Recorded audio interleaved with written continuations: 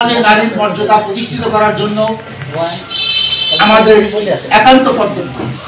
আমরা যেহেতু পুরুষ শাসিত সমাজ, এখনো নারী শাসিত সমাজ হয় নাই এবং সম অধিকার প্রতিষ্ঠিত হয় নাই, সুতরাং আমাদের পুরুষদেরই অগ্রণী ভূমিকা পালন করতে হবে। আমাদের মাদেরকে সম্মান রক্ষার জন্য তাদেরকে সুশিক্ষায় শিক্ষিত করে দেশ ও জাতি গড়ার কাজে আত্মনিয়োগে আনতে হবে। সরিষাবাড়ীতে দুর্নীতি দমন প্রতিরোধে করণীয় শীর্ষক আলোচনা সভা অনুষ্ঠিত। সরিষাবাড়ী থেকে আমাদের উপদেষ্টা বীর মুক্তিযোদ্ধা আব্দুল আজিজ জানান, দুর্নীতি বিরুদ্ধে তারুণ্যের একতা, গড়বে আগামীর শুদ্ধতা।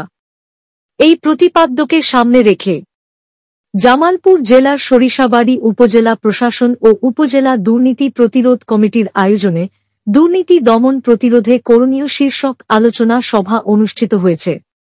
আজ সোমবার 9/12/24 তারিখ সকালে উপজেলা পরিষদের হল রুমে অনুষ্ঠিত সভায় উপজেলা দুর্নীতি প্রতিরোধ কমিটির সভাপতি বাহাদুর আলী সভাপতিত্বে প্রধান অতিথি হিসেবে উপস্থিত ছিলেন উপজেলা কৃষি কর্মকর্তা অনুপ সিংহ।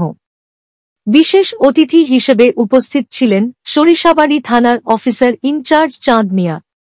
আরও উপস্থিত ছিলেন উপজেলা শিক্ষা কর্মকর্তা নাহিদা ইয়াসমিন, উপজেলা মহিলা বিষয়ক কর্মকর্তা শায়লা নাজনীন, উপজেলা খাদ্য নিয়ন্ত্রক বুলবুল আহমেদ, অগ্রণী ব্যাংকের সাবেক এজিএম আলহাজ্জ আব্দুল জলিল ও উপজেলা একাডেমিক সুপারভাইজার রুহুল আমিন বেগ এবং সরিষাবাড়ী উপজেলা প্রেস ক্লাবের সভাপতি বীর মুক্তিযোদ্ধা আব্দুল আজিজ, সরিষাবাড়ী প্রেস ক্লাবের সভাপতি সোলাইমান হোসেন ও সরিষাবাড়ী রিপোর্টস ক্লাবের সভাপতি ইসমাইল হোসেন।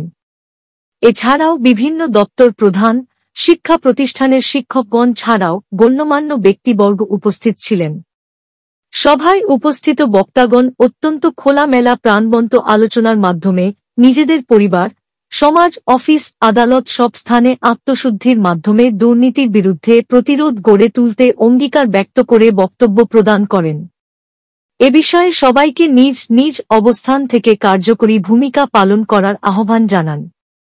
অনুষ্ঠানটি পরিচালনা করেন দুর্নীতি প্রতিরোধ কমিটির সাধারণ সম্পাদক আন্নু মিয়া।